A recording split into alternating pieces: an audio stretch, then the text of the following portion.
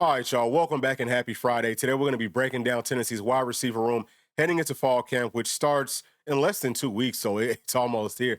But y'all, please do make sure to like and subscribe to the channel. This is a room that some people feel great about, some people don't feel that good about. Number one thing for me is there's only 7, sometimes 8 scholarship players in this room, and I say sometimes because Boo Carter, offense, defense, special teams, he will not be a full-time wide receiver, but he will play there some. Probably not as much as people think. But I think he's really good actually coming out of high school. P and I both said he actually looks better playing on offense than he does on defense. And he was like all SEC freshman on defense last season. So can he replicate that on offense? He probably won't have as many opportunities to, but whenever he gets them, I think that he's going to play well. But yeah, there's just not, I don't think that there's enough players here. I would feel more comfortable if Tennessee had maybe 10 scholarship wide receivers. Now we've got some guys that are walk-ons that we've heard some really good things about. So we'll see how does that all play out. But just talking about all of our scholarship bodies is nothing but blue chip caliber talent. All right, so that ratio is at 100%.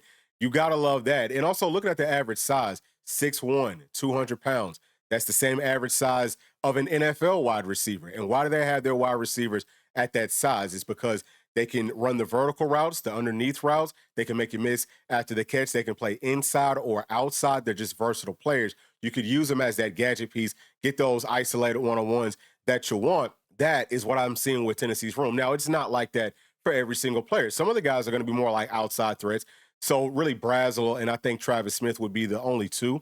But with everyone else, pretty much they can do it all. So that's going to be big, I think, for Tennessee moving forward. Obviously, very good quality, just not that much quantity. And I think that we'll be fine from that standpoint. Now, one of the other things, if y'all looking down at the very bottom in blue right there, what you'll see is that the average class is a redshirt freshman. That just means a second-year player that didn't get to play that much in their first year. That pretty much sums up this whole room. The only real vet is going to be Brazel.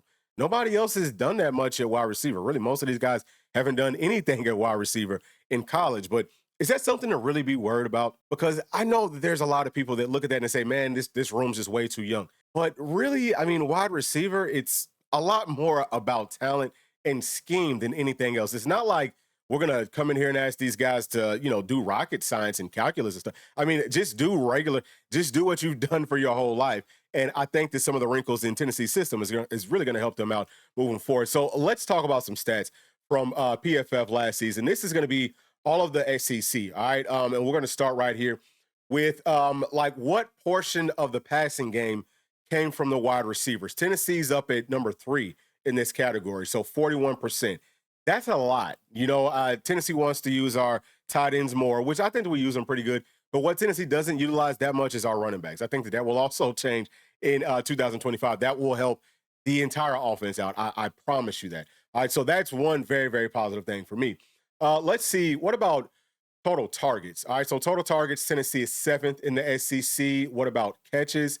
Right here, Tennessee is also 7th, which that makes sense. Like you want for these numbers, so like whatever your target number is, everything should either be on par with that or better that we look at moving forward. Wherever things are worse at, that's where obviously you have an issue. And I think that the targets is perfectly fine. Tennessee is a run-first program, 60% run, 40% pass. So that it's fine for us to not be like in the top half in that category. All right, so let's also take a look at yards. So yards, you're seeing that Tennessee falls off here. So this is where we start to see some issues at. And the lack of yards, that could come from the quarterback. It could come from the offensive line. Obviously, it's going to come from the wide receivers. It also comes from the scheme. Now, I can tell y'all from last year, the biggest issue was that our scheme didn't really help our wide receivers out, and our wide receivers didn't really help our scheme out. That was really the biggest problem more than anything else. So we will talk more about that. Let's see, what else do I want to look at? How about touchdowns? Where's Tennessee at here? So Tennessee's also 7th here. Now we're tied with Mississippi State. Mississippi State runs the same scheme that Tennessee does. So does Ole Miss. So just watch where those different programs are, on these lists. But tied with Mississippi State, why is this a problem for me? Well, because Mississippi State doesn't have the same type of talent that Tennessee has. And I've said this several times too, that I feel like out of all the programs that actually run our system, Coach Heupel last year and really for the past couple of seasons has run it the absolute worst, which is why these new wrinkles will help us out tremendously. There's no reason that we have the same amount of anything as Mississippi State because we're just way more talented. All right, so let's keep on going. What about drops? This one's big. This is a place that you do not want to be up top with. Tennessee second. That means that we had the second most drops. We had 19. This is just with wide receivers. Our wide receivers dropped 19 passes last season. Georgia had the most with 25. Now, one of the kind of like interesting things here is that Brazel and Matthews had the most drops on our team last year. So Brazel's coming back, second year in Coach Heupel's system. Yes, with some added changes, but I think he's going to take that second year leap. I don't think he's going to have as many drops. But then with Mike Matthews, he had maybe like a quarter of the snaps that Chris Brazel did, maybe like a quarter of those targets too. But he had, close to as many drops, second most drops on the whole team last season. That's kind of a problem, but something that we also talked about with Mike last year is you could tell that he was visibly frustrated. He wanted to play more, and that's what dogs want to play because they feel like they can help teams win. So I just think that that's all that Mike needed last season. I didn't see him drop a pass in spring practice, so I think he's probably fine. I think that Brazel's going to be fine, and that would take away, I want to say, a total of maybe like 10 drops from last year, something like that. So like 9 or 10 drops. And if we take away that, meaning then we only have 10, and that brings us all the way down to really, that will put us top 3. So that's where Tennessee wants to be at moving forward. And I think that we can get there. Will the freshmen also maybe have some drops? Of course, people will drop the football over the course of the year, but it can't be as bad as it was last season. All right, so let's keep on moving. Let's take a look at some more of these stats. So what about, these are going to be the catchable targets. So these are the passes that were thrown that were catchable. We're still on target right here. Okay, we're still at number 7. That's about where you want to be, because it's just based off of the sheer numbers. So, with the passes that were thrown, most of them were catchable. And I know that people will scoff at it and say, there's no way, Nico sucked. I totally get that. But that's just not really true. I don't think that Nico wasn't the real issue with our offense last season. It was really, wide receivers was a big problem, which is why I think that this year, with them being better, which is why I think that they're going to be better than they were last year, like way better, I think that the entire offense, like the passing offense, everything will be way better. So that's the whole point that I'm making there. Now, what about with the targets in tight coverage? Okay, so Tennessee was number 9 right here. This is a place that you want to be more on like the bottom half. So at number 9, that's probably a pretty good spot. Sometimes you do have to you do have to throw the football into coverage, but with our system, we don't really want to do that. I mean, most teams, you really don't want to do that. So I think that this is a fine number. But where things start to get messed up at are the catches that were in coverage. This is where things get messed up at. So you can see number 1 was Arkansas. They had dogs playing at wide receiver. Somehow number 2 is Georgia. These numbers might be wrong. So Tennessee's at number 15. So that's almost dead last. What that tells me, what that should tell all of us, is our wide receivers just were not making plays for us last season. They weren't being dogs. They weren't going to go out and get the freaking football. This year, that room is young, but I can promise you it's a bunch of dogs inside of that room. This number is going to skyrocket. I think Tennessee will be top 5 with this after the end of next year. Now, let's talk about yards after the catch, because this is something else that's really, really big to me. Tennessee is sitting right here, so still on the bottom half. That's not good at all. You don't want to be on the bottom half with this stat either. So Ole Miss is up at number 1. They had the most yards after catch. Same offensive system. What's different? I think some of the operational stuff within how they run their system is a lot more like wrinkles to their stuff. Tennessee was very straight up and down, just pretty much basic. But adding those wrinkles that Ole Miss, Mississippi State, some of these other programs have, adding those wrinkles to our passing game helps the wide receivers out. They get the football out in space. We got guys that will make you miss. Again, they're just dogs. And I think that this will go up. Tennessee should be top 5 with this as well. So with all those things being said, let's go on ahead and jump into this film room, and let's break some things down just a little bit more. So I want to start with the touchdowns from wide receivers that will be back for us next year, or this year, 2025. So it's just going to be Mike Matthews, who had 2 touchdowns, and then Brazel, who also had 2. Kind of weird that Brazel had, maybe 4 times as many snaps as Mike Matthews did, but they had the equal number of touchdowns. That needs to be fixed. But most of these players are going to be in that red area. So you'll notice that the defenses are playing us more straight up. The reason for that, and we've said this in other videos, if y'all want to hear more about it, y'all can go and check those videos out. But just because the field shrinks up, so it makes it tough. Tennessee, again, we do a whole lot of vertical stuff. So you'll see a slant every now and then. Very, very rare. That's what you're seeing here, slant. But mostly just like vertical deep passes, hitches. That's mostly what Tennessee did, digs. So anyway, let me go ahead and let this thing roll so that I can show y'all what I'm talking about. So boom. just simple stuff, right? This is versus Vandy. Obviously, that's a really, really good route. That was actually a phenomenal route as a freshman here. This is also Mike. This is just a seam. I think this is versus Kent State or maybe UT Chattanooga. Does a little stop and go there. I don't think that he even needed to, but it actually worked out with the timing of that route. Really, really tough catch. He's got dog in him. I promise you, he's a dog. He's going to make plays. This one is Brazel. So on this slot fade, again, you're seeing so much vertical stuff. This is what Tennessee needed to change because as we've kind of started to talk about, you're not seeing it here. But if it's open field stuff, if it's outside of that 20, teams just sat back everybody deep, just like this here. Very, very similar. I think this is versus UT Chattanooga, Kent State, one of those teams. But this is Brazel on just a straight vertical route. Very difficult versus SEC competition to be able to just beat teams that are playing deep. Like, oh, we're going to throw it deep. We're going to run right past you. They are elite athletes just like we have. So it's tough for that to happen. Plus, the further that you throw the football down the field, the less possibility that you're going to catch it, because it's got to be accurate and all that type of stuff. So we'll talk more about it. Actually, let me try to show y'all something here with that. So just off of that same point, understanding how teams are playing Tennessee deep. So y'all see how deep this whole field is. Let me see if I can find a line here. Draw y'all this line here. So boom, right? So this is a line, right? The defenses are pretty much wanting to play Tennessee deep to force us to dink and dunk underneath. Like I said, things are vertical. So if Tennessee's not running like a deep vertical route, it's a short vertical route. You know what I mean? So it's just like a hitch. Every now and then slants, but rarely ever. We might have ran a drag last season, maybe twice, like literally the whole season, which is crazy. And then we spread the field out so much with our splits, the guys can't go outside. So we limited the routes that we could run. And it was very, very difficult to operate offense this way. So this is some of the stuff that I'm talking about. But now, as we move forward, once we get past this play, we're going to move forward. And I'm going to show y'all Oklahoma last season with Coach Seth as their OC. Only the games that he was still coaching there because he did end up getting fired. But only in these games with this pistol so that y'all can see how it opens things up and how it's a counter to the way the teams were playing us. This is what's really going to help our wide receivers out because it's very friendly for their style of play. So here, all right, things are bunched up. We just talked about, Tennessee would spread the field out wide, but we'll also, I think maybe this year go tempo. So, hey, we spread it out wide. Then we, tempo, hurry up, next play. It's a bunched up pistol sort of a set. And it opens up the route tree for these guys. But this is a slot wide receiver bunched up. It could be any of our players. It could be a tall guy, short guy. Most of them are very, very close to that same size. But out of the pistol, you do a lot of running. So he's going to act like he's blocking, and then he's going to go out for this pass. And I think that this is a trick play.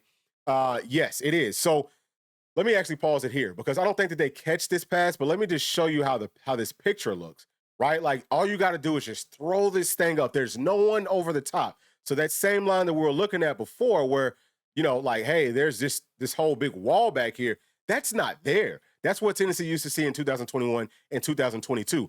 This is huge for wide receivers that want to make plays, that have really, really good speed, and that will also block too. I mean, that's something we're not going to too much talk about them blocking, but being a dog is also being physical, just like Brew was. I think most of our wide receivers do that, but it's not going to drop off from that standpoint. We can also run some out-breaking routes. And so this is versus Tennessee, obviously. This is versus us last year, but you can run some out-breaking routes because you actually have that room to do that. Now, let me take this thing back because I just want to show y'all something here very, very quickly.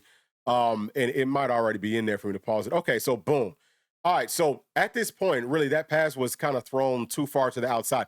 But if the pass is put on target, then this wide receiver, he only has these two guys in red to beat. So this guy here, he can make one guy miss. If he makes one guy miss, he might score. But, worst case, he has to make two guys miss. We have players who can and will do that. That's why I'm saying, y'all, we are going to put up great numbers with this wide receiver room. This really based off of the scheme, based off of the skill sets that we have in that room. Now, this is something else. You can just run some simple like spot up routes.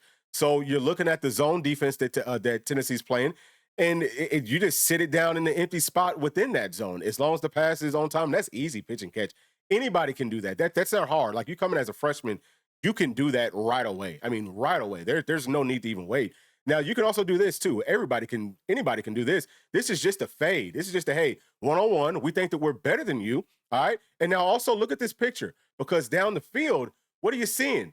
It's really one-on-one. In Tennessee, it was like, dude, there's 3 or 4 people down there. you're going to have to fit into a very, very small window down the field and then make the catch while getting hit. It was more like that. Now, yes, there were some times when Tennessee had people running wide open. That will happen, but it wasn't.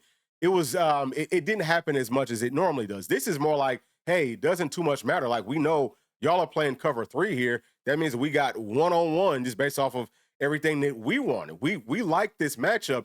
I would love to see Brazel. I would love to see Travis Smith. I would love to see Ra. Those are our taller guys, but I would love to see any of our players in this situation, and we could see it. And I think that we will win these 50-50 balls because what do we always say? It's really 75-25 in favor of our offense. So now let's take a look at this one here. This one's very interesting too because you could line your wide receivers up in the daggone backfield, hand them the football, or they could go out on these routes. So this is the simple out-breaking route. But what I love is that it's a wide receiver who I think inside of our room, I think that the maybe slowest 40 might be like a 4.5. I think everyone's 4.5 and under. Most guys are probably 4.4 and under. So these guys with that sort of speed versus a linebacker who's probably, 4.6 40, 4.7 40, they can't cover this. Like, this is a mismatch nightmare. And this is just an out, but at the top of that out, you could go up the sidelines there and turn that into a wheel. And that's 6 points. So there's a lot of ways for you to use these players. It's kind of like gadget pieces and, make all these mismatches. Again, just think about this offense, y'all.